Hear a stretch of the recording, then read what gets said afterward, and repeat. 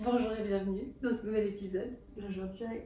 Aujourd'hui, je suis avec Noémie Rodrigo qui m'accueille chez elle. Alors, j'aime bien toujours quand même poser le cadre. Donc, on a une vue jungle et c'est absolument magnifique. Donc, merci déjà de m'accueillir chez toi. Avec plaisir. Donc, je vais faire une petite présentation assez formelle, mais on va vite rentrer dans le vif du sujet.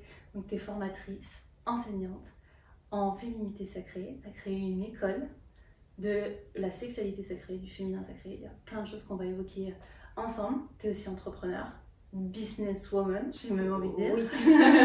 Parce que justement, on l'a évoqué en off la dernière fois qu'il n'y a pas que le côté on crée des choses pour former, pour accompagner. Il y a aussi la gestion d'équipe et ça prend une grosse partie de ton quotidien.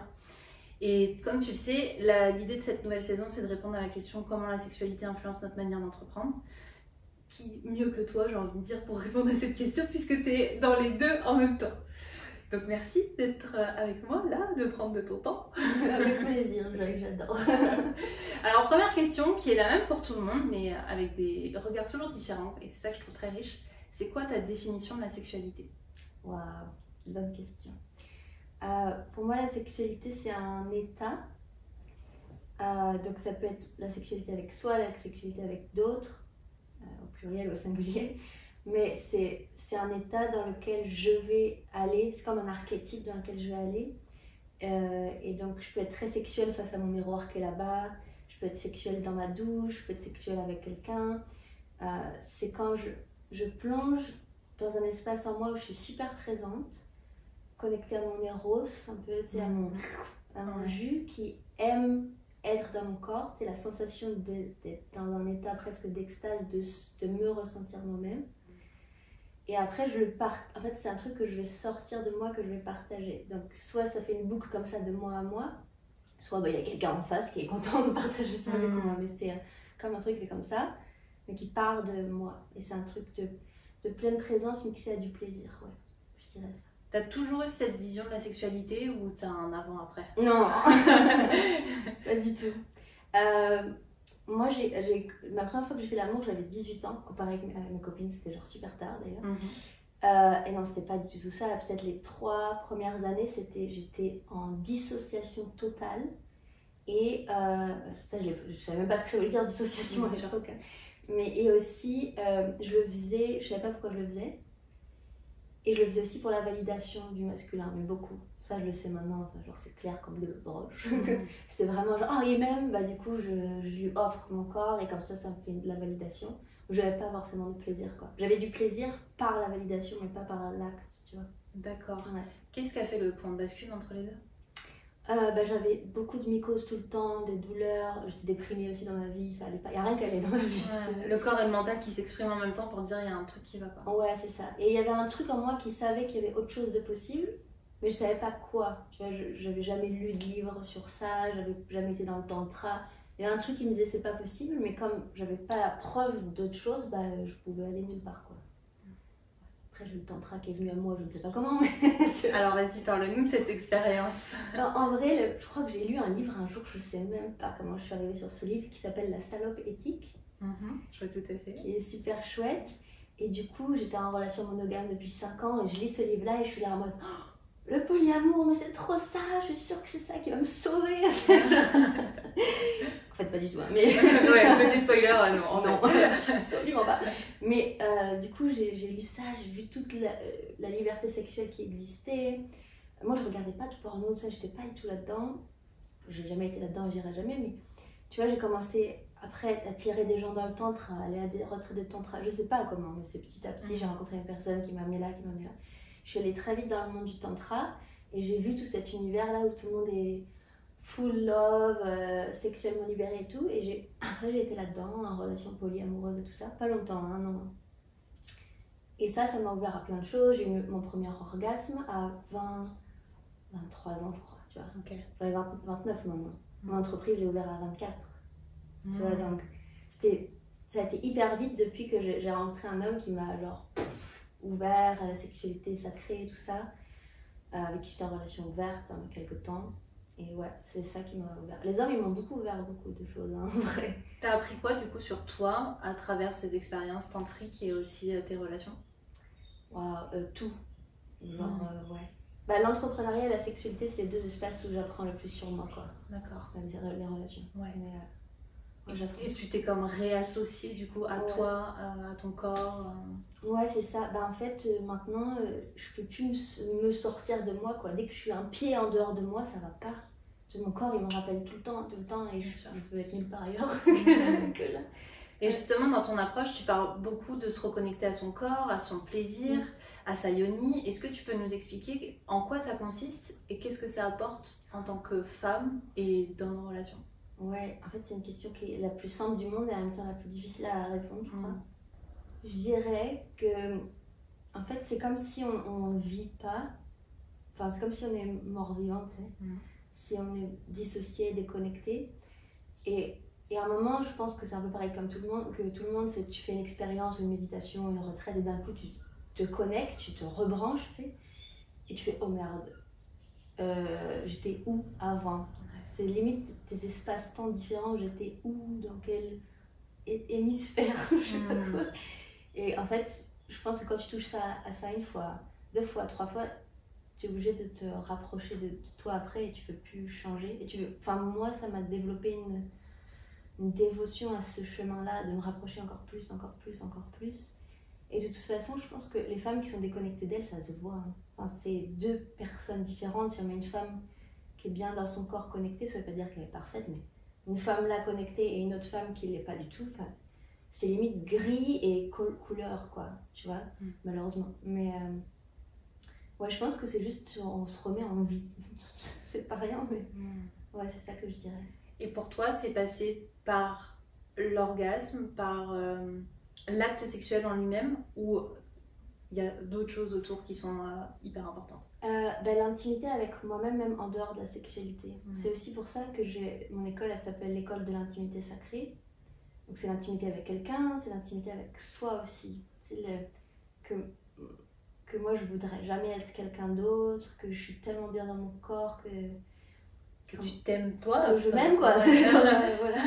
C'est ça. Et redis-moi ta question parce que là je sens que je parle. Et est-ce que du coup dans cette sexualité il y a uniquement l'acte ou il y a autre chose? Et c'est ce que tu commences à évoquer. Ouais, c'est ça. En fait, pour moi il n'y a pas de sexualité si t'as pas la sensualité avec toi, l'érotisme avec toi, l'intimité avec toi. C'est comme si, oui, t'es un peu en mode, t'es débranché, il y a ton corps qui suit les mouvements pendant l'acte, mais t'es pas là. Alors que tu peux avoir de la sexualité sans mouvement, juste en respirant, en te connectant à l'autre, et c'est trop bien, quoi, tu vois. Et alors que tu peux faire des trucs qui ressemblent à un film porno trop bien fait, tu fais les bons bruits, les bonnes respirations, mais en fait, t'es pas là. Ouais, c'est vide. Ouais, c'est vide, je sais même pas où t'es. Ouais, carrément. C'est un rôle que tu joues et t'interprètes peut-être fabuleusement bien, mais pas du tout en connexion avec qui tu es. C'est ça. Ouais. Et toi, t'as vu une différence entre ton avant dans cette sexualité très finalement mécanique, fonctionnelle, et le après où tu découvres toutes ces visions de la sexualité, des relations, avec ton business, parce que tu disais que tu l'as créé à 24 ans, aujourd'hui t'en as 29, du coup t'as quand même du recul. Qu'est-ce que ça t'a appris? La sexualité par rapport à comment je fais mon business. Ouais. Tu parlais d'archétype par exemple. Ouais. C'est beaucoup ce que j'utilise dans mon approche. Est-ce que tu as l'impression d'avoir incarné un archétype quand tu es devenue chef d'entreprise? Alors au début, non. Au début j'étais digital nomade. Donc je faisais mes petits trucs en ligne, il fallait que je vende pour vendre, mais tu vois, j'étais libre. Et je pense que c'était il y a 3 ans, j'ai dit, oh merde, je suis chef d'entreprise. Tu vois, parce que je travaillais toute seule avant, après j'ai eu 2 personnes, maintenant on est 8, enfin plus moi 9. Et pour travailler tout à plein temps, sauf une, mais tout à plein temps. Et je me suis rendu compte à ce moment-là, je me suis dit, mais là je suis plus coach Noémie en fait, c'est impossible. Déjà, je coach peut-être 20% du temps, le reste c'est de la gestion d'entreprise, quoi. Là, on est en train de changer pour que je revienne à plus d'être là, tu vois, faire ce que j'aime, parce que j'aime bien diriger, mais j'adore aussi enseigner, quoi, tu vois. Donc oui, j'ai shifté à un moment, je dis en fait là je suis chef d'entreprise et du coup mes revenus ont changé, la manière dont je dirige mon équipe aussi. Depuis que j'ai commencé, j'ai toujours été accompagnée par au minimum un business coach. L'année dernière j'en avais 2, là je viens de repayer pour 1 an qui forme aussi mon équipe. Enfin tu vois, là ma posture, elle monte. Et du coup, comme dans mon entreprise, ma posture, elle monte, j'ai pas le choix que de suivre à l'extérieur dans la vie. Donc j'ai travaillé aussi sur ma posture on va appeler ça la posture de reine, tu vois, genre. Mais même là, des fois, je vois une dissociation, c'est-à-dire que je vais gérer mon business et puis je fais des bons chiffres et tout ça, et puis là, je me retrouve face à un homme, j'ai 4 ans d'âge mental, je me dis, bon, il va falloir, tu vois, retrouver un équilibre, mais mon business, il m'aide il me porte en fait, c'est même pas moi qui porte mon business, c'est lui qui me porte. Et du coup, bah oui, ça a un impact dans ma sexualité, dans ma relation, parce que je peux pas avoir un gros business et être totalement déglinguée dans ma tête. Dans les relations, ça marche pas, parce que ça impacte du coup mon business. Et tu penses que c'est par la découverte de ton intimité où tu as pu prendre cette posture de reine? Oui, parce que bah, tu sais quoi, là, je viens de faire 6 mois de jeûne, 7 mois de jeûne sexuel. Okay. Je dis pas de mec, pas de sexe. Bon, le pas de mec, c'est pas vraiment ça, mais le pas de sexe, c'est... Est-ce que ça voulait dire abstinence totale? Abstinence totale. Okay. Et j'avais jamais fait ça. Moi, j'ai toujours été en couple depuis que j'ai 18 ans, tu vois. Et là, jusqu'à l'année dernière, j'étais en couple. Donc 10 ans non-stop. Donc toujours de la sexualité, toujours. Et là, je dis non, mais là, il faut que j'arrête parce que je peux... On est à Copenhague là en ce moment. Je veux dire, il y a des bombes atomiques à chaque coin de rue. Enfin, je sais pas si les gens ils connaissent ici, mais franchement... Donc, tu vois, je pourrais m'amuser là. Mais même hier soir, je parlais avec une de mes coachs là, de ma posture de reine.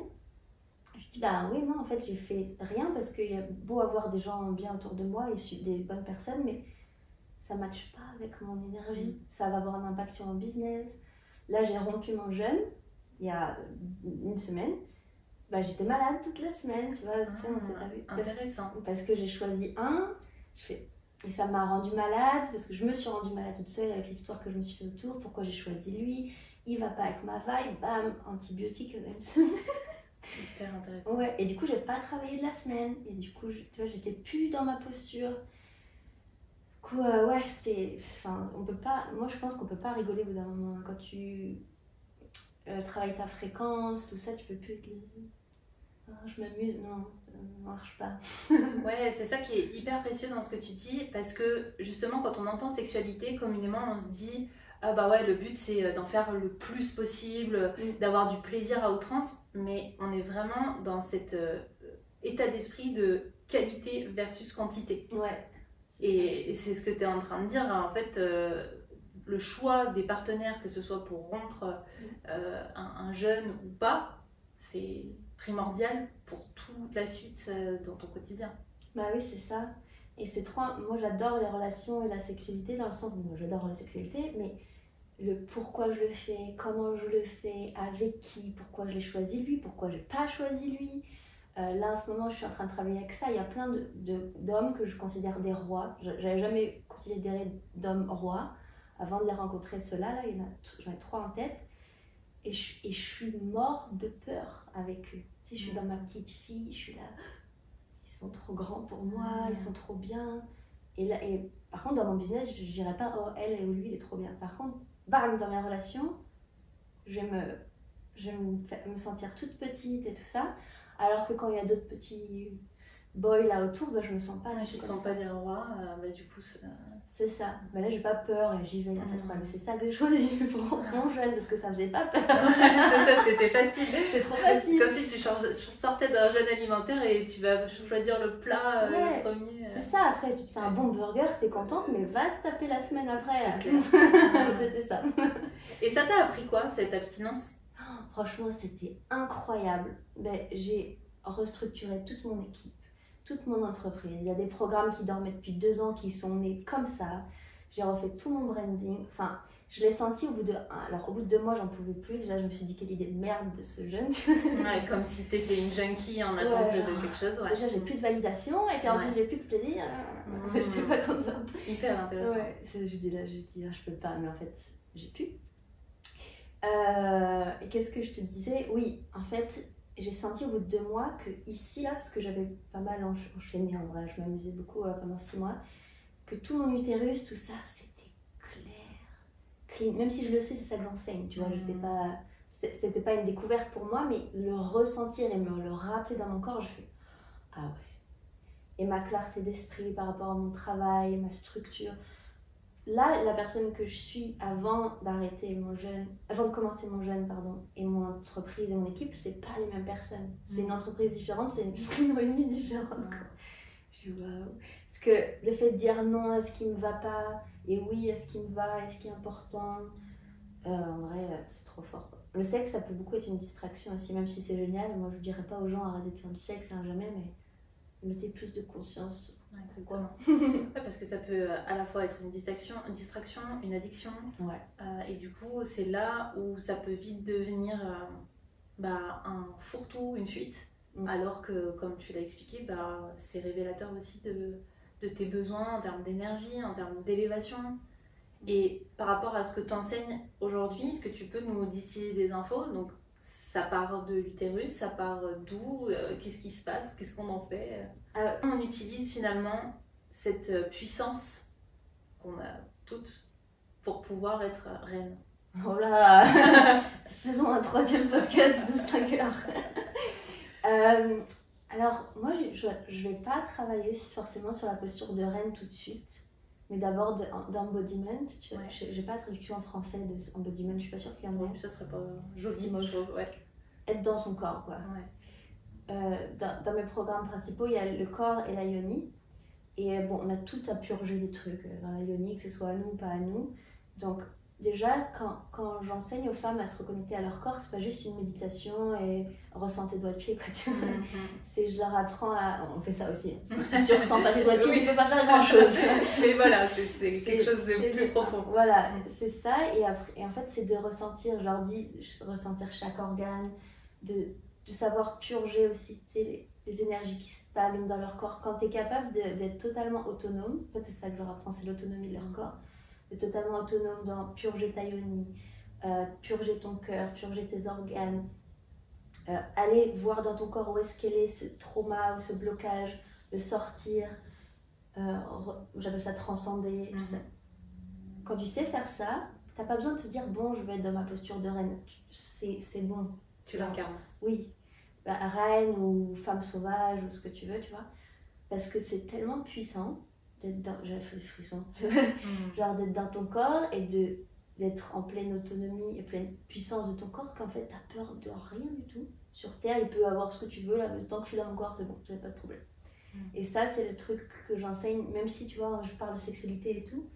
Je crois pendant 3-4 mois dans un de mes programmes qui dure 6 mois, on parle même pas de ça. C'est genre corps, embodiment, tout ça. Et après, on va dans la yoni, on travaille avec les autres yoni, tout ça. Donc, je leur apprends beaucoup de choses sur la purge, mais aussi comment avoir plus de plaisir, comment ressentir ton corps. Mais c'est même pas, en réalité, c'est même pas pour le sexe que je le fais, c'est pour être bien dans ton corps. Tu vois. C'est la connexion déjà d'abord à notre première maison. Bah oui, c'est ça. Et moi, je me dis, je le disais pas avant, parce que j'aimais pas cette phrase, mais tu sais, la phrase être mal baisé, ça se voit. Bah, je dis souvent aux filles, je dis oui, en fait, c'est vrai. Alors ça dépend qui le dit et sur quel ton. Mais c'est vrai, tu vois, ça se voit, ça se ressent. Si t'es mal baisé, entre guillemets, bah je sais pas si ça passe sur Instagram, là, ce que je veux dire. Si tu n'es pas épanoui dans ton intimité, en fait, t'es pas bien dans ta vie, quoi. Moi, j'ai fait 7 mois de sexe, mais ça veut pas dire que j'ai plus de plaisir. J'avais ma propre sexualité avec moi. J'ai toujours mes pratiques. Je suis bien dans mon corps. Je vais à la rivière, je suis en extase avec les oiseaux, comme ça. Je suis bien dans mon corps, tu vois. C'est pas une forme de sexualité, mais c'est de la sensualité. Je pense que les femmes, comme nous, tu vois, on utilise le mot sexualité, elles se disent non, moi je veux pas travailler ma sexualité.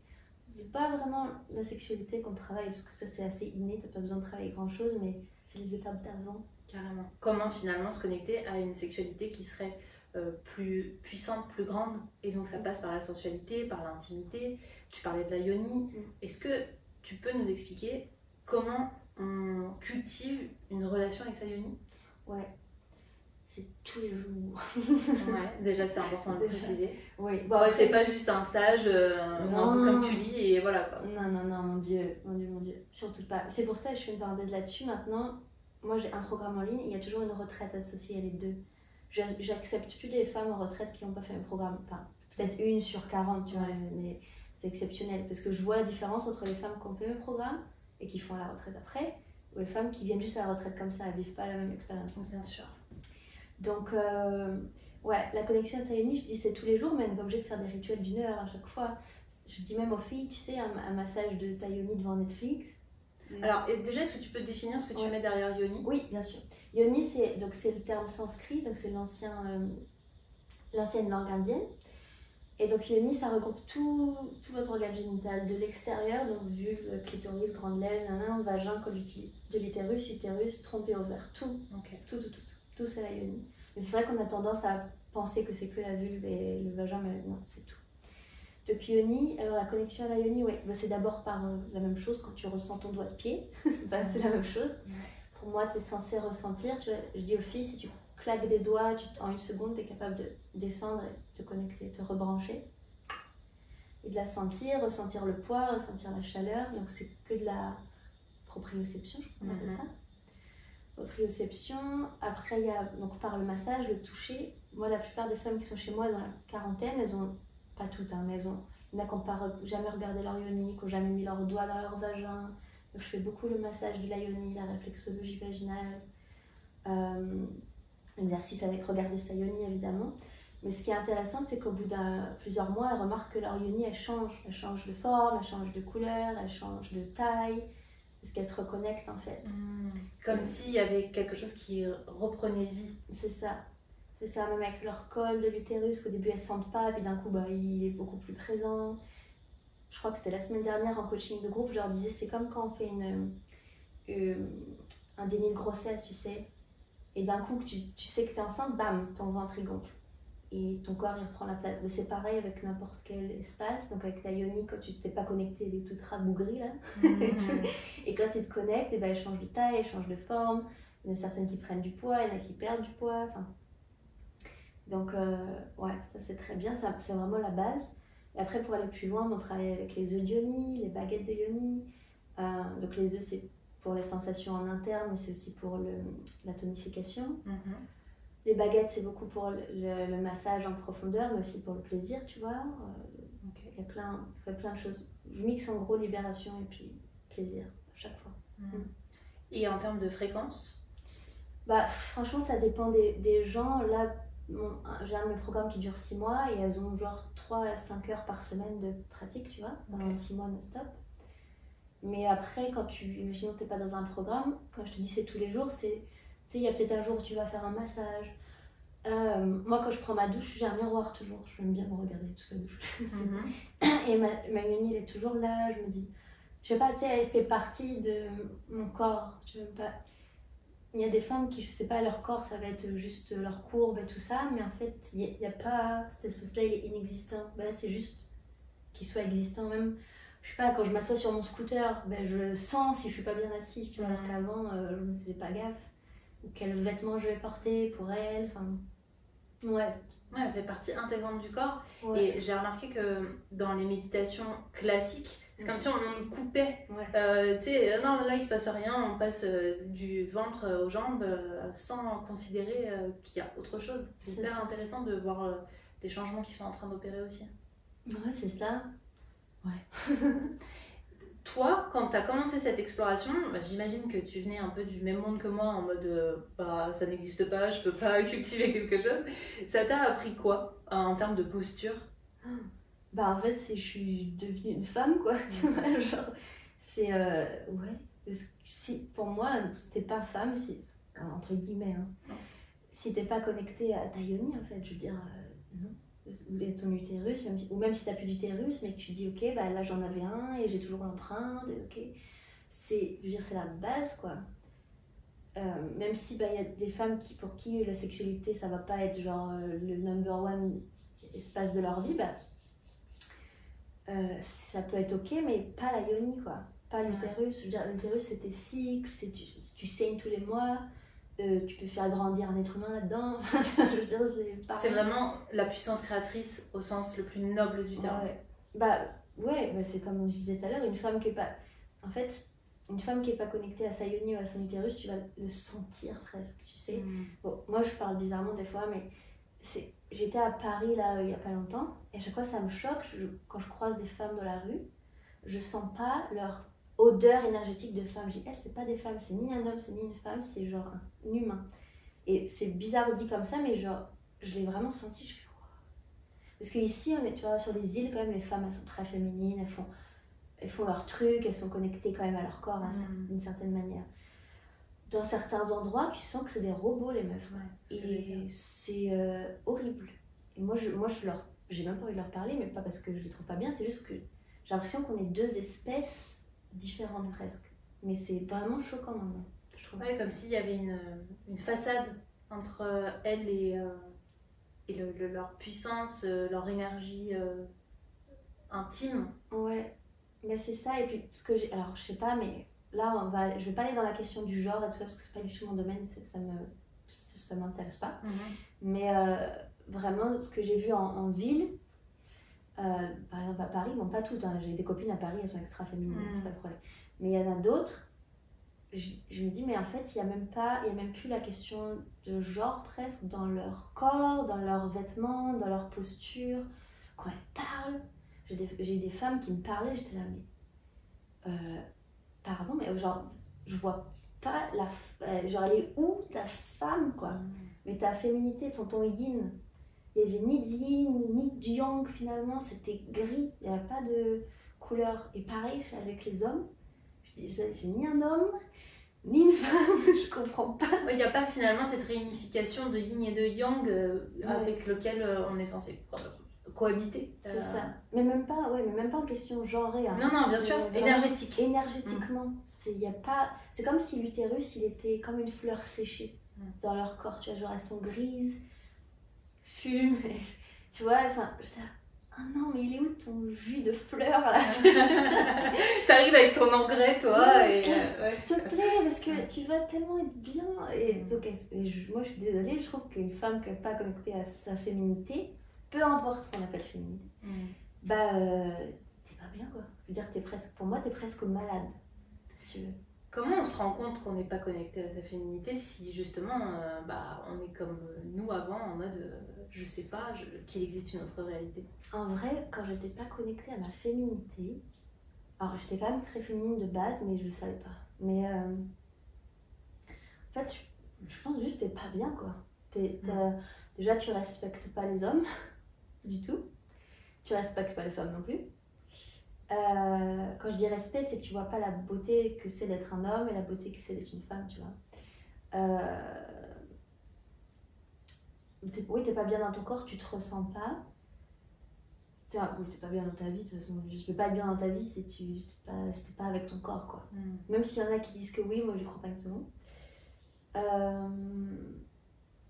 Et alors, dans la sexualité, ce que j'ai pu voir, c'est que si je reprends ces archétypes de femmes que j'ai en tête, ces personnes-là vont être... Il y en a qui vont pas aimer la sexualité, elles s'en foutent, mais il y en a qui vont être au contraire très sexuelles, qui vont faire beaucoup de sexe, qui parlent du clito tout le temps, qui sont genre... Et en fait, elles sont dans une consommation de la sexualité en mode je suis une femme libérée maintenant, donc j'ai le droit de coucher à droite à gauche.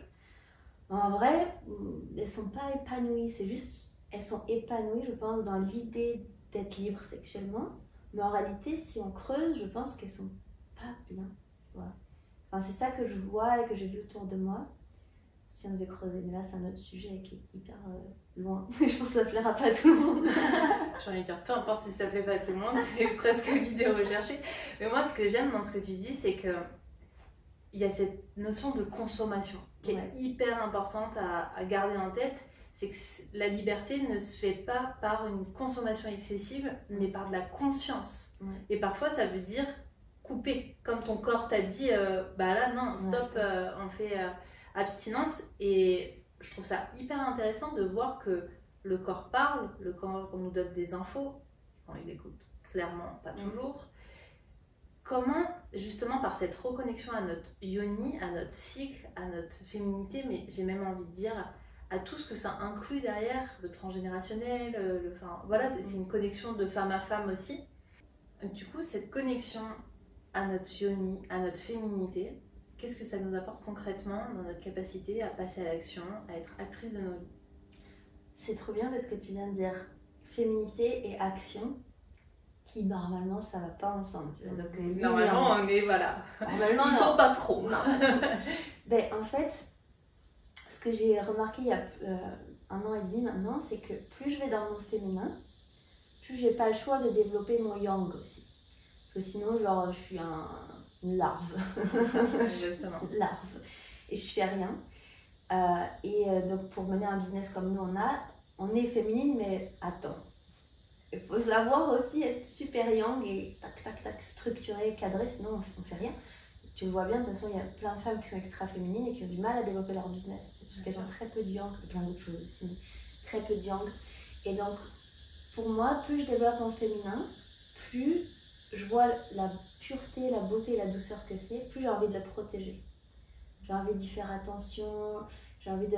Par exemple, je sais pas, ce qui va nourrir mon féminin, c'est d'aller à la rivière, c'est de peindre et tout ça. Mais pour faire ça, il va falloir que je sois bien organisée dans ma semaine de travail, parce que sinon j'aurai pas le temps. Il faut que j'aille acheter de quoi peindre, il faut que je m'emmène à la cascade. Enfin, tout ça, c'est du yang, tu vois. Alors que je suis toute fatiguée, j'ai envie de dormir dans ce canapé-là, par exemple. Et non, ça te fera plus du bien d'aller à la cascade. C'est pas mon yin qui va m'emmener, c'est la partie de moi qui a envie de prendre soin de moi. Et ça, c'est yang. C'est l'énergie masculine.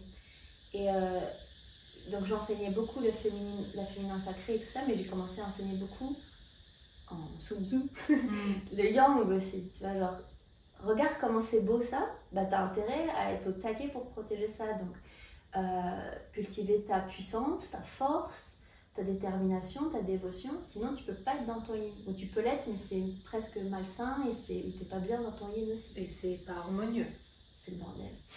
Carrément. Ouais. Du coup, ce que j'entends, c'est qu'il y a vraiment cette idée de prendre soin de son féminin. Et c'est là que le yang intervient. On n'est pas dans une recherche de combativité ou de lutte contre quelque chose. C'est au contraire, j'ai conscience que ma féminité, c'est un diamant. Ouais. Et le yang va venir finalement mettre cette couronne sur laquelle je vais pouvoir mettre le diamant. C'est ça. Et imagine l'impact que ça a dans ton choix de partenaire après, quand tu fais ça. Donc ça, c'est énorme. Je veux dire, l'étape 1, je pense, c'est ça. C'est ok, tu reconnectes à ta féminité, tu goûtes à la pureté de ce que c'est et t'as pas envie d'aller ailleurs après. Mais après, il faut protéger ça. Pour que ça puisse continuer, se développer et se maintenir surtout. Parce que c'est très facile de le ressentir. Après, tu repars dans ton quotidien, tu as oublié même il y a 10 secondes ce que tu étais en train de faire. Donc, il faut le maintenir. Tu sais, tout à l'heure, tu demandais combien de fois, peut-être par semaine, tu pratiques. Bah, c'est ton yang qui va faire ça. Moi, je mets parfois dans mon agenda. Là, samedi, il faut que je fasse une pratique un peu plus longue que d'habitude. Ou là, il faut que j'aille acheter telle huile de rose parce que je sens que mon corps a besoin de... Tu vois ? Ou là, il faut que j'arrête de sortir parce que je fais plus mes pratiques, ça va pas et je vois l'impact. Ça, c'est que du yang et c'est de la maîtrise et la discipline. La discipline, oui. Ouais. Bah oui, donc, et je trouve ça, c'est le truc qui manque, je trouve, dans le féminin sacré. On parle pas de la discipline que c'est d'être dans sa féminité, quoi. Donc c'est, je dis dévotion au lieu de discipline, ça calme un peu les meufs. Parce que c'est discipline en mode là, non, faut que je sorte de mon yang. Oui, il faut que tu sortes de ton yang malsain, hein, mais tu gardes ton yang, s'il te plaît. Ouais. Et oui, du coup, après, quand tu vois que ta pureté, elle est hyper précieuse, que tu es capable de la protéger, après, dans ta sexualité, dans tes relations, ça se voit quel homme tu veux choisir, pourquoi, comment, et ce qui va faire, comment il va se comporter, qui va soit prendre soin de ta féminité ou pas. Donc ça, c'est hyper important aussi, quoi. Ouais. J'entends que c'est comme une hygiène quotidienne entre soi et soi, de comment je prends soin de ma féminité, de mon masculin sacré aussi, qu'on a tous et toutes en nous, de ce duo-là, de ce couple intérieur. Est-ce que tu as des pratiques à nous partager pour les auditeurs, auditrices, qui puissent commencer déjà à goûter à cette hygiène? Ouais. Donc, pour la féminité, ça va être vraiment des trucs classiques, hein, tu sais, les trucs artistiques que tu aimes faire, aller être dans la nature. Mais c'est très... Tout le monde le sait, hein, mais tout le monde ne le fait pas. C'est ça le truc, tu le sais, hein, mais tu ne le fais pas. Donc c'est ça, se prioriser. Donc être dans son féminin, ça demande beaucoup de nettoyage et de travail, hein, surtout pour les mamans. Hein, je travaille beaucoup avec les mamans. Se prioriser, oula, tu sais, c'est pas simple. Donc c'est recréer des espaces pour toi, d'être avec toi-même sans rien faire en fait. Parce qu'il y en a qui vont se foutre la pression de attends, faut que je fasse des rituels, j'ai telle heure à telle heure. Bah non, en fait, fais juste rien. C'est revenir aussi dans son flow et sa conscience. Voilà, fais juste rien, ce sera mieux. être juste avec soi. Et yang, yang, il y a deux choses. Il y avait, tu es obligé de goûter, comme je disais, à ta pureté pour vouloir la protéger, sinon tu sais pas à quoi protéger. Et donc de te créer une routine de vie qui te va bien, mais ta routine elle change tout le temps. Donc c'est une routine sans être une routine. Il y a aussi le sport, tu vois. Donc moi je fais pas du sport 50 fois par semaine. Là ça fait 3 mois que j'ai pas fait sport parce que je voyageais, tu vois, c'est pas grave. Par contre j'ai senti que j'ai arrêté le sport et j'étais beaucoup plus flasque. J'avais moins d'énergie. Et en fait d'aller faire du sport, même de soulever des trucs lourds, sans devenir une folle, mais c'est super important parce que moi, comment je travaille le yin et le yang avec les filles, c'est le yang, c'est ton squelette, donc tes os, la puissance, et ton yin, c'est ta chair dessus. Donc si ton squelette, il est tout, c'est le bordel, ta chair, elle n'est pas maintenue. Et c'est pareil avec les muscles. Il y a plein de nanas que je vois qui sont très fortes en énergétique et tout ça, mais qui ont un corps tout flasque. Donc en fait, tu as plein d'énergie, tu es trop forte, mais en fait, ton corps, ton énergie, ton corps, va plus pouvoir tenir ton énergie. Et ça, c'est super important. Du coup, ça va s'éparpiller. C'est très dispersé. Je pense que tu crées un gros déséquilibre quand ton énergie elle est plus forte que ton corps physique, tu vois. Ouais. Je pense qu'il faut que ce soit assez équilibré. Mais il y en a d'autres, ça va pas forcément à la salle de sport, ça va être l'équitation, ça va être courir.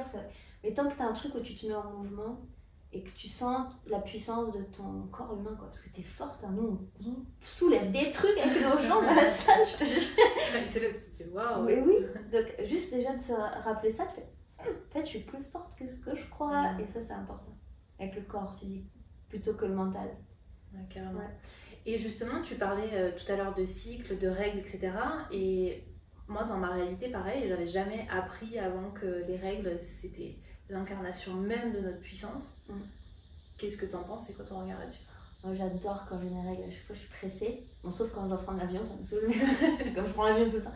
À chaque fois, je suis pressée parce que c'est le moment où je suis tellement calme, où je canalise, tellement. Je vais utiliser le mot sorcière pour que tout le monde s'entende, même si j'utilise pas beaucoup, mais ma capacité de canaliser, de ressentir et de voir avant mes règles et pendant mes règles, c'est x10, quoi. Ouais. La connexion à mon intuition, à ce qui est bon pour moi, à même capter chez les autres ce qui va pas et leur conseiller. C'est quand j'ai mes règles, mais c'est un délire. J'adore mes coachings de groupe quand j'ai mes règles parce que je suis là en canalisation. Ouais, comme si tout s'éclairait. Tout s'éclaire, en même temps c'est le fouillis, hein, carrément. Mais c'est trop beau. Alors que quand je suis en ovulation, tout ça c'est pas ça, c'est plus ok, j'ai de l'énergie et tout, mais je préfère moi avoir mes règles qu'être en ovulation, ce qui n'est pas le cas de tout le monde. Ouais, j'adore. Et pour moi, on est des femmes différentes presque chaque jour, quoi, du cycle. Et c'est trop bien, parce que je pense qu'on se ferait chier sinon. Si on était genre comme ça. Je trouve que ça permet d'aller dans plein de spectres différents, dans plein de personnalités différentes, dans plein d'actions différentes. Ouais. Tu disais que tu adorais les coachings quand tu as tes règles. Est-ce que tu l'utilises dans ton quotidien en tant qu'entrepreneur? En réalité, alors c'est avant mes règles où je travaille pas beaucoup. Quand j'ai mes règles, je travaille normalement. Limite, je me dis pourquoi j'ai autant d'énergie. Parce que en fait, je suis calme, je sais quoi faire. Je prends peut-être un peu plus de temps à le faire, mais c'est très bien fait. Et j'aime ce que je fais à ce moment-là. Je sais que je fais rien que j'aime pas faire pendant que j'ai mes règles. Mais je suis même pas en train de réfléchir. À chaque fois même, ça me choque de voir à quel point je travaille pendant que j'ai mes règles. Alors pas comme 6 heures par jour, hein. Et pas tout le temps, des fois je fais rien. Mais des fois quand j'ai mes règles, je me dis pourquoi j'ai autant d'énergie et je travaille autant? Parce qu'on nous dit quand t'as tes règles, tu fais rien. C'est vrai que dans l'inconscient collectif, c'est beaucoup ça. C'est ça. Et en fait, non. La semaine d'avant, oui. Ouais. Mais pendant, comme tout mon corps il était en pression et là il relâche du sang, ça ouvre à autre chose qui doit arriver, tu vois. Et du coup, ça circule bien. Moi, j'adore avoir mes règles. T'as remarqué dans ton école que c'était majoritairement à l'inverse de ce qu'on avait appris ou c'est différent pour chaque femme? Je crois que c'est différent, et même pour moi c'est différent. Selon les lunes aussi. Okay. Si je saigne à la pleine lune, là faut pas me parler. Hein. C'est vraiment. C'est compliqué. Par contre, si c'est mi-lune ou nouvelle lune, là ça va, je suis calme, je suis bien. Donc tu vois, il y a les lunes, beaucoup, et ça change tout le temps. Ouais, ça dépend des femmes aussi. Je sais qu'il y a des femmes, c'est la fin du monde quand elles ont leurs règles, et d'autres pas du tout. Bon, c'est pas censé être normal, mais en même temps, je pense qu'on est tellement toutes différentes que peut-être que pour certaines, c'est normal d'être au bout du rouleau quand t'as tes règles et après avoir plein d'énergie. C'est vraiment du coup une réappropriation aussi de ce qui se passe pour notre corps, pour notre cycle, et de comprendre que là, comme tu disais, comme tout bouge, en cet instant, je suis bien avec cette étape de ce cycle-là, je compose avec en termes de productivité, d'action ou de rien. Alors que si on met pas de la clarté non plus dessus, en fait on va se laisser juste orienter par une injonction ou le rythme de la vie. Bah oui, c'est ça. Par exemple, quand j'ovule, moi je suis très fatiguée les 3-4 jours que j'ovule. C'est comme si c'est un événement, mon corps il a besoin de genre tranquille quoi. Je suis limite plus fatiguée quand j'ovule que quand j'ai mes règles. Donc, pas tout le temps, mais il y a des fois où je remarque ça, tu vois. Alors que d'autres fois, genre, je pète en énergie, j'ai envie de draguer toute la terre. Tu vois. Et des fois, ça match avec l'injonction, mais il y a des mois, non.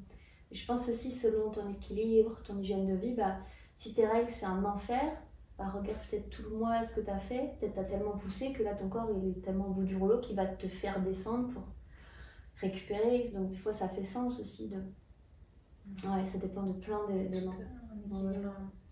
On a parlé à la fois de cette reconnexion au corps, cette reconnexion à nos cycles, à notre féminin, masculin, même si on pourrait effectivement en faire des heures, et c'est pour ça que tu crées des contenus aussi pour aller explorer. Moi, j'aimerais qu'on parle de plaisir. Oui. Ça veut dire quoi déjà vivre une vie plaisante, orgasmique, jouissive dans ta réalité? Trop bien. Je vais prendre une phrase en tantra qui est très connue, et même si je n'utilise jamais le mot tantra trop, mais c'est en gros d'être constamment en train de faire l'amour avec la vie.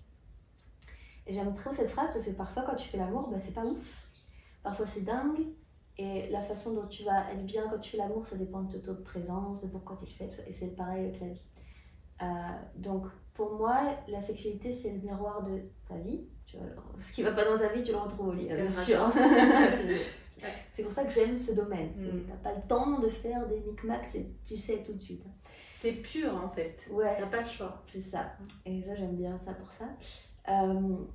D'être en plaisir avec la vie, mais ça va rejoindre ce qu'on disait au début, c'est est-ce que t'es dans ton corps ou pas, que ce soit plaisant ou non. Parce que parfois, moi je fais des rituels où je suis en train de purger, on dirait l'exorciste, que ce que je suis en train de faire.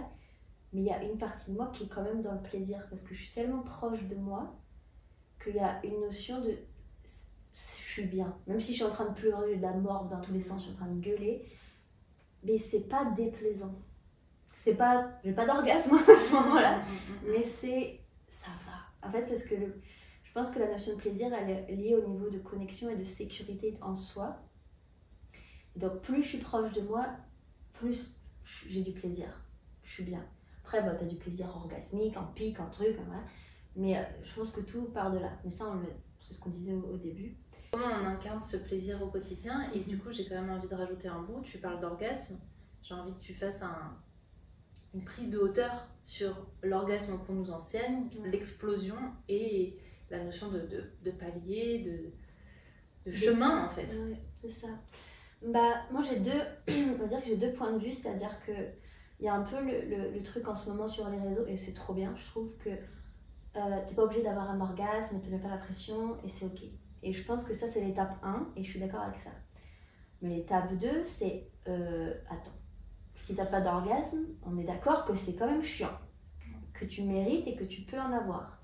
Donc, l'étape 1, c'est de genre tranquille. On retire la pression. Ouais, retire la pression, fais l'amour pour déjà être bien avec toi, être connecté à l'autre, avoir des états orgasmiques, dans un état de plaisir, même si t'as pas le pic, l'explosion qui redescend après, juste sois bien. Mais après, quand t'as ça, t'as l'étape 2, 4, 12, 55 qui arrive. C'est-à-dire que moi, je vais pas dire aux femmes, non, t'as pas d'orgasme, c'est pas grave, mais certainement pas. C'est un indicateur. Oui, c'est un indicateur, donc si t'as besoin de 10 ans de ta vie où tu te dis pas de pression, fais-le, tu vois. Mais moi, ce que je veux, c'est qu'elles aillent après, plus haut. Et même pour moi, j'étais en mode, attends, j'ai pas d'orgasme, je suis pas d'accord en fait. C'est non. Ça, on prend pas. C'est non. Mais si j'en ai pas, tu vois, je vais pas être en mode, ah non, catastrophe. Si j'en ai pas, je vais avoir été dans des états orgasmiques, des paliers, des vagues, je vais avoir été trop bien et ça va peut-être durer 5 heures, mais j'ai pas eu le pic. mais j'étais dans des états. Ça, c'est bien. C'est plus, en fait, je pense qu'il y a orgasme et état d'extase, il y a les deux. État d'extase, il n'y a pas de fin, c'est du de là, continue. Et il y a orgasme, c'est ce qu'on appelle le climax en anglais, je crois. Le boum, boum. Et limite, c'est nul. Totalement. Et en fait, on nous a enseigné un truc qui est un peu en mode on-off, alors que l'état est beaucoup plus intéressant. C'est ça. En fait, quand tu as eu l'orgasme, tu fais ah oui, donc là, c'est fini. Genre, non, ça peut pas être fini. Et là, tu continues, donc tu peux avoir plus d'orgasme, ou tu peux rester dans cet état-là. L'état post-orgasme aussi, il est très, très bon. Parce que souvent, c'est genre, je veux l'orgasme, je laisse, c'est fini. Alors que non, tu as tout le avant, le pendant, le pic, la descente, le après. Le après, pour moi, c'est comme si je tirais une latte de plaisir, tu vois. Et ça peut durer une demi-heure comme ça. Il faut pas me déranger. Ouais, pas me déranger à ce moment-là, tu vois. Et c'est là que vient aussi, genre, l'homme, pourquoi c'est important de rester avec la femme après. C'est super important. Mais oui, est-ce que ça répond à ta question, ce que je dis un peu? Carrément. Ouais. Je me souviens même plus de la question, oui, je suis partie totalement dans tes mots. Dans cette idée d'orgasme, on parle beaucoup justement dans le milieu de la sexualité de multi-orgasme. J'ai personnellement pas envie de l'associer à quelque chose de performant, il faut que je sois multi-orgasmique, que j'arrive à avoir tous les orgasmes qui existent sur cette planète. Et en même temps, il y a un petit truc qui me titille en mode ça a l'air intéressant cette affaire. Donc dis-moi, quel est ton point de vue là-dessus? C'est ça, mais c'est très drôle, tu sais, parce que je sors un nouveau programme, Erotica, et tu sais, faut le titre du programme et la phrase qui va en dessous, l'intro. Et j'ai mis multi-orgasmique dans cette phrase. Et j'étais là, alors attends, faut vraiment que je l'explique bien cette phrase, parce que chaque fois que je dis un mot, moi, il y a tout un univers derrière, bien sûr. C'est ça. Donc multi-orgasmique, ça peut être ok, avoir 10 orgasmes d'affilée. Ok, cool. C'est déjà super. Mais ça va être, comme tu dis, avoir différents types de plaisir. Donc multi-plaisir, quoi. Donc ça peut être ok, avoir un orgasme clitoridien, un orgasme qui est arrivé via beaucoup de stimulation du col de l'utérus, du point G, orgasme énergétique, orgasme du cœur, état orgasmique du corps en entier. En fait, c'est ça que je vais faire dans mon nouveau programme là. Mais oui, tu peux avoir un orgasme, mais si toute ta vie t'as le même, franchement, tu vas te faire chier. Hein. Donc c'est cool. On en revient finalement à cette multiplicité et cette conscience qu'on est cyclique et qu'on n'aura pas toujours la même direction. C'est ça. Et ce que j'enseigne aux femmes souvent, c'est que peut-être que l'étape 1, toi, c'est d'arriver à avoir un orgasme, parce qu'il y en a à 40, 50, elles n'en ont jamais eu. Donc prends ton temps, et ça se dit, et ton orgasme, qui va souvent être clitoridien, c'est ok, c'est le plus facile pour la majorité. Fais ça, mais après, genre, t'as un corps entier rempli de terminaisons nerveuses, quoi. Plus ton corps énergétique, plus ton corps, ton âme reliée à l'autre. Enfin, je veux dire, niveau multi-orgasmique, je pense qu'il faut 50 000 vies pour découvrir tout. Et je pense que ça, c'est important et j'aime bien l'enseigner. C'est pour ça que j'avais fait aussi un jeûne de clito, moi. Je faisais plus sexualité avec mon clito, je faisais avec mes baguettes, tout ça. Et souvent, j'avais pas d'orgasme. Par contre, j'ai beaucoup pleuré parce que j'avais beaucoup à purger au niveau de mon point G. J'avais beaucoup de choses qui sortaient à chaque fois. Il y a aussi, ce qui est hyper intéressant, c'est que l'orgasme clitoridien, il est facile à avoir parce qu'il dure pas longtemps. L'orgasme du col, du point G en interne et tout ça, il peut faire beaucoup pleurer parce que tu as beaucoup de purge à faire.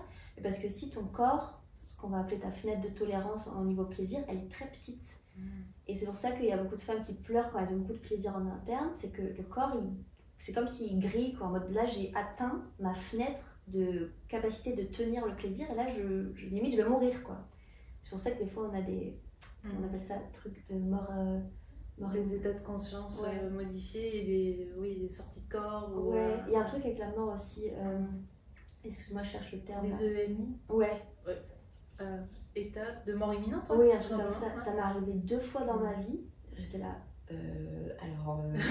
C'est-à-dire que j'étais bien là. J'étais bien, mais là, je crois que je vais mourir. Mais c'est parce que, en fait, déjà, tu pars très haut, il y a plein d'hormones là, qui sortent d'un coup, t'es pas prête. Et aussi, c'est ça, c'est que ton corps, il sait pas tenir autant de sensations d'un coup. Et ça se développe, tu vois, quand tu dis multi-orgasmique, va tenir genre des orgasmes qui sont énormes.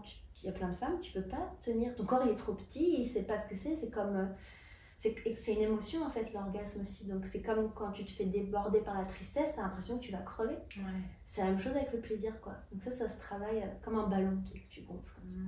Ça, c'est trop cool. Et c'est pour ça que j'aime bien mon travail. Carrément. Parce qu'en fait, ce que j'entends aussi, c'est que ça évolue avec la conscience et que ça se travaille et ça s'explore surtout. Ouais. Parce que ces états-là, c'est pas une recherche quotidienne, c'est vraiment un voyage entre soi et soi. Et moi, il y a quelque chose qui me dérange un petit peu dans cette idée d'efficacité du plaisir, de ayez l'orgasme en 5 minutes grâce au dernier womanizer. Enfin, tu vois, ouais, c'est cool. Et en même temps, tu vois, où est la conscience là-dedans? C'est ça, mais c'est pour ça que, en fait, ça dépend, je pense, quel est le chemin de vie de la personne, où est-ce qu'elle en est. Tu vois, le truc des sextoys, je suis ni pour ni contre, en fait. Il y a du pour à 200% avec la libération. C'est comme la pilule, quoi. Il y a pour et contre, genre libération de la femme à 200%. Mais, tu vois, mais c'est des étapes, je pense. D'où la conscience sur le oui et le non, finalement, et à quel endroit tu te situes, toi. Parce que si c'est pour avoir du plaisir constamment, par exemple, avec un sextoy, bah, je pense qu'on retombe dans ce qu'on disait dans la consommation, plus que dans la conscience de ce qu'est le plaisir et de comment mon corps exprime ce plaisir-là. C'est ça. C'est ça. Et après, je pense que dans le multi-orgasmique, tu peux aussi avoir un archétype en toi de la consommation. Tu vois, c'est juste une partie de toi. Genre là, j'ai envie vite fait, j'ai 5 minutes, je veux maintenant. C'est ok, mais si c'est que ça ta vie, bah là, non, tu vas avoir un problème, tu vois. Mais si t'as ça et que le lendemain, tu peux partir en connexion d'âme à âme avec ton pote ou ton amoureux, et le lendemain, tu fais pas de sextoy, mais tu fais une demi-heure et tu as un truc avec ton col de l'utérus. Enfin, tu vois, ça fait partie du multi-orgasmique aussi.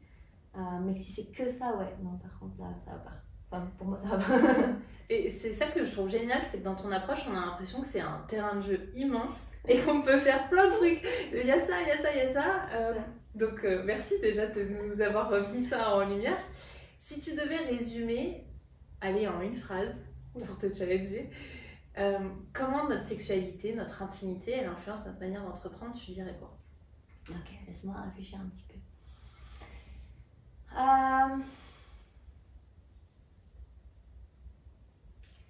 Alors, en fait, je vais reprendre l'exercice du miroir. Genre, ta sexualité, c'est le miroir de ce que tu fais. Donc, si je ne vais pas le faire en une phrase, je vais juste la phrase peut être longue. Ouais, ok, c'est un paradoxe. Je vais reprendre l'exemple de mon jeûne de sexe là. Mon jeûne de sexe, c'était retrouver de la pureté dans mon corps, etc. Et à ce moment-là, je remettais aussi beaucoup de pureté et d'éthique dans mon entreprise. Genre tous les trucs où c'était trop marketing ou pas, enfin pas trop marketing, ça veut rien dire, mais où c'était plus aligné, ça a viré en fait. Et pareil dans ma sexualité, ce qui est plus aligné, ça vire. Tu vois, moi c'était le mot pureté, là je l'ai partout en ce moment pour moi. Pureté, donc dans mon corps, dans ma sexualité, dans ce que je veux attirer et dans mon entreprise aussi. Si ça ne matche pas avec ma définition, moi, de pureté, ça n'a rien à faire dans mon entreprise. Alors qu'avant, il n'y avait pas ça. Par exemple, avant, je vendais... Ah, j'ai mis un point là, j'en fais une deuxième phrase. Avant, je vendais... Alors, j'adorais ce que je fais, mais le niveau de conscience était différent dans comment j'entreprends. Donc, mon niveau de conscience dans la sexualité aussi. Donc, tu sais, ça allait avec... C'est comme si mes niveaux de conscience, ils évoluent dans la sexualité et dans mon entreprise en même temps. Il n'y a pas, genre, je veux de la pureté dans mon entreprise et à côté, je me tape toute la terre, je sais même pas comment tu t'appelles. Enfin, tu vois, c'est pas comme ça, puis vice-versa, quoi. Je pense que c'est une personnalité, en fait. C'est qui on est, quoi. Ça se met pas. Et ça se colle, bien sûr. J'aime bien dans les interviews envoyer des petits mots en pop-up et que tu me dises ce que ça évoque pour toi dans ta réalité, sans forcément dire pour, contre. Voilà, juste ce qui vient. Le premier, c'est red flag.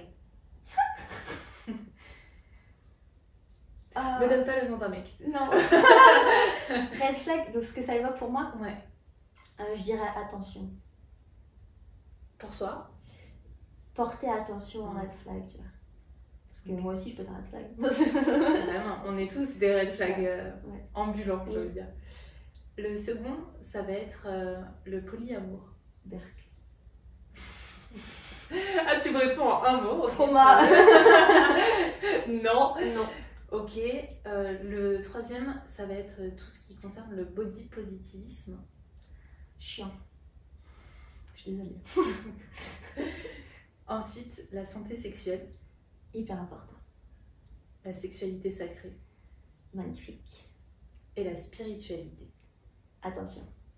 Est-ce que tu peux développer ce dernier point? Parce qu'on est à Copenhague et du coup, j'aime bien avoir les regards de gens qui baignent dans une forme de spiritualité. Ouais. Quand je dis attention, c'est pareil, je pense qu'on doit tous passer par tout et tout comprendre et après définir qu'est-ce que c'est la spiritualité pour soi, quoi. Vraiment. Donc, quand je dis attention, c'est porter attention encore à qui tu vas écouter, pourquoi, de quel espace tu écoutes, est-ce que tu rejoins parce que ça a l'air cool. Moi, j'étais à fond dans le monde du tantra et puis me mettre des plumes et j'adorais ça et c'est une partie de moi, mais je veux dire, moi, je peux pas gérer mon entreprise si je suis dans cette vibe-là à H24, tu vois. Donc, en fait, ça dépend qui tu veux devenir et du coup, bah, tu t'inspires de ce que tu fais, tu prends ce que tu veux, quoi. Donc, porter attention à quel choix tu fais, est-ce que tu prends et ce que tu laisses aussi. Carrément. Ouais. Qu'est-ce que tu dirais à la Noémie d'avant? Je dirais qu'elle est trop forte parce que c'est elle qui manifeste. Là, cette maison, par exemple, il y a 6 ans, j'étais dans le 95 à visualiser ce genre de maison, à Paris, là, tu vois. Et juste visualiser, je savais pas comment j'allais y aller, mais qu'elle a une force de visualisation et de manifestation qui est énorme, mais juste elle ne le sait pas encore. Donc, genre, rester sur cette visualisation, même voyager, travailler à l'étranger. Je savais même pas ce que ça voulait dire digital nomade et je me voyais dans ma maison avec mon ordi à coacher des femmes. Je savais même pas ce que je voulais faire, tu vois. Et plein de trucs comme ça, et les relations, je veux ça. Je veux une relation polyamoureuse, je l'ai eu. Je veux une relation nana, je l'ai eu. Enfin, tu vois, c'est vraiment garde ta vision, quoi. J'adore. Le podcast s'appelle Décide. Du coup, j'aime bien poser la question, qu'est-ce que tu décides pour toi pour continuer à avoir cette sexualité épanouie et cette façon d'entreprendre avec audace? Aujourd'hui, ce que je décide maintenant, là, oh pétard, c'est de continuer à... Attends, je cherche mon mot en français, à être, je sais pas mon mot, sharp, tu sais, quand t'es focus, tranchante ouais. sur les choix que je fais. En termes d'hommes. J'aime bien il y a eu la petite hésitation qui est de oui, on va y aller aussi dans cette direction. Enfin, même ma coach hier elle me disait Noémie, les Chip and Dales, faut arrêter. Je sais. Je les aime trop. Mais je les aime tellement. Parce qu'ils sont beaux. Ouais. Non, c'est pas ton mari ça. Oui, je sais. Merci de me le rappeler. Ouais. Ok, donc rester focus, strict, tranché, j'aime bien. Qu'est-ce que tu aimerais proposer à ceux qui nous ont écoutés en termes d'exploration pour vivre cette sexualité dont on a parlé? Waouh! En une phrase, faut que je réponde? Non, alors là, tu peux faire ce que tu veux. Par des pratiques, par peut-être des choses à explorer. Qu'est-ce qui serait pour toi, là, le truc vibrant du moment? C'est ça. Bah, pour moi, les femmes, c'est voir sa yoni, masser sa yoni, toucher sa yoni en conscience, pas pour avoir du plaisir forcément, ça peut venir, mais être vraiment à l'aise avec sa chair, quoi. C'est un mot que j'utilise tout le temps, chair. De mettre les doigts, les couleurs, les odeurs, les sensations, les textures, la température, être vraiment genre dans ton corps, quoi. Être vraiment là, parce que quand t'as un autre être humain qui rentre dans ton corps, ça serait bien que tu sois connecté, quoi. Tu vois. Donc ça, c'est la base de tout. Et après, en fait, moi, à partir du moment où t'es connecté à ton corps, tu peux apprendre des tips dans la sexualité, tu vois, c'est cool, mais c'est des jeux, c'est des jouets, quoi. Totalement. Mais si tout le monde sait faire du sexe, je veux dire, c'est comme courir, tu sais courir, après tu peux avoir un coach qui te dit comment mieux courir. Vraiment, pour ta respiration, tout ça, enfin, c'est là où le subtil rentre. C'est ça, mais à la base, tu sais faire, quoi. Donc c'est ça. Par rapport à cette connexion, est-ce que ça veut dire, si on devait le mentaliser, aller dans les 5 sens, se dire qu'est-ce que je ressens, qu'est-ce que je sens, c'est ça? C'est ça, ouais. C'est ça, et puis ça a l'air un peu chiant, tu sais, dit comme ça, genre aller dans tes 5 sens, ça donne envie à personne, tu vois. Oh, moi, ça me fait un peu découverte de goût, tu vois, comme un plat. Parce que non, parce qu'il y en a d'autres qui, tu sais, ils pensent que pour me reconnecter à ma sexualité sacrée, il faut que je fasse des rituels de ouf, c'est compliqué, alors que c'est ça. Genre, moi, mes programmes, je te dis, c'est 3 mois au début à connecter à leur corps, et après, on va dans la yoni. Je dis, si t'es pas connecté à tes os, à tes organes, à ta chair, à tes os, tes fluides, à ton sein droit, ton sein gauche, ça sert à rien d'aller dans ta yoni en fait et d'aller développer, transcender ce que tu veux. Parce que t'es un corps humain, tu vois. Donc tu vas d'abord avec ton corps d'humain, animal et femelle. Ça c'est un terme que j'utilise souvent. Tu vas dans ta femelle d'abord. Après on parle d'autre chose. Comment justement on peut rentrer dans ton univers? Univers. Si t'es un chip and Dale, alors... Non, alors on a dit non. Ah oui, merde. Alors, oui, on peut me retrouver sur les réseaux. Je vais développer YouTube aussi, mais on n'a pas encore fait. Okay. Sur les réseaux. Sous ton nom Noémie Rodrigo, okay. Sur Insta, mon site internet. Oui, c'est facile. En fait, il faut m'écrire, quoi. Puis soit je réponds, soit c'est mon équipe qui répond. Mais... Et pour tes programmes, il y a des cohortes où on peut les faire quand on veut? C'est ça. Il n'y a que Erotica où tu peux rentrer, entre guillemets, quand tu veux, même si tu as des préliminaires avant. Okay. Tu ne rentres pas comme ça. Par contre, il y a Volupté et la formation de praticienne en intimité où ça, c'est des cohortes. Il y a des dates. Volupté, c'est 2 fois par an, parce que c'est 6 mois, 6 mois. Et praticienne, là, c'est en début 2026. Donc encore du temps. Ok, donc on peut déjà se positionner pour intégrer. Il faut avoir quoi comme critère? De la dévotion envers soi. Non, pour Erotica, c'est soit des programmes qui ont déjà fait mon programme Volupté. Donc c'est les 6 mois là de reconnexion corps et la yoni. Quand tu sors de Volupté que tu as bien fait, tu es vraiment en body, quoi. Vraiment, vraiment bien. Et après, si tu veux, tu vas dans Erotica. Ou alors, t'as pas besoin de faire Volupté parce que tu sais que t'es bien connecté à toi déjà et ça te parle pas. C'est bon, t'es dans ton corps, tu veux aller dans Erotica pour développer tes orgasmes, potentiel multi-orgasmique et tout. Et praticienne en intimité, donc ça c'est la formation pro. Faut déjà être dans l'accompagnement si possible. Il y en a certaines qui n'y sont pas encore, mais c'est plus des femmes qui sont déjà dans l'accompagnement et qui ont des femmes qui viennent les voir parce qu'elles parlent de sexualité, elles ont des traumas et vous êtes coach, vous ne savez pas quoi faire avec ces femmes-là, quoi. Et vous ne vous sentez pas légitime et tout. Donc on apprend tout ça. Voilà. Magnifique programme. Ouais. Merci beaucoup Noémie pour toutes ces infos et puis j'ai envie de dire explorons, quoi. Oui, pas avec des chips and dip. Merci beaucoup.